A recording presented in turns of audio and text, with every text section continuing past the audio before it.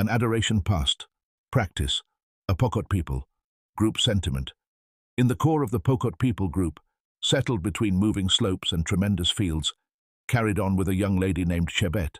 She was the girl of a regarded senior, known for her magnificence, thoughtfulness, and profound association with her kin's customs. Chebet's dad, Caprono, had sorted out for her to wed a well-off steers herder, as was standard among the Poco. Be that as it may, destiny had different designs for her heart. Not a long way from Chebet's town lived Letting, a humble yet dedicated young fellow. Not at all like the rich admirers her dad considered, Letting had no huge crowds of dairy cattle, just a tough soul and an affection for Chebet that was unadulterated and unflinching. They had grown up together, sharing taken minutes by the waterway and murmuring longs for a future that appeared to be inconceivable. As the day of Chebet's organized marriage moved close, she and Letting battled with the heaviness of custom. In Poco culture, relationships were frequently organized to fortify unions and guarantee the family's abundance. Love, however treasured, was seldom the game-changer. Chebet's heart hurt at the possibility of an existence without Letting, however challenging her dad's desires would bring extraordinary shame. One evening, under the tremendous African sky, Letting settled on an intense choice.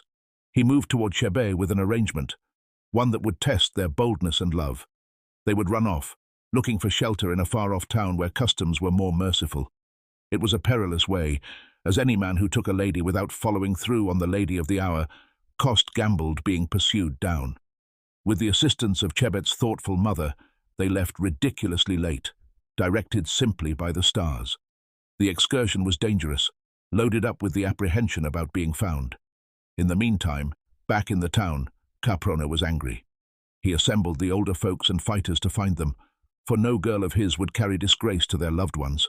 Days transformed into weeks, and when they assumed they were protected, the heroes tracked down them in an adjoining town. A showdown emitted, and Letting, however dwarfed, persevered. He begged Caprono, not as a defiant youth, but rather as a man profoundly infatuated with his little girl. Moved by his boldness and genuineness, a senior mediated, reminding Caprono that affection, as well, was a power that could join families. After much consideration, Caprono settled on one condition. Letting should substantiate himself commendable by procuring a crowd of cows through genuine means. Still up in the air, Letting worked energetically, crowding, exchanging, and looking for help from companions. It took him years, yet he at long last accumulated sufficient cows to meet the lady cost. At the point when he returned, Caprono, however still harsh, saw the profundity of his adoration and persistence. In an uncommon snapshot of progress, the elderly folks favored their association, perceiving that affection and custom could exist together. Chebet and Letting were at long last hitched in a fabulous festival, as a couple as well as an image of progress locally. Their story turned into a legend among the Poco, a confirmation that adoration, when solid and valid, can rise above even the most established customs.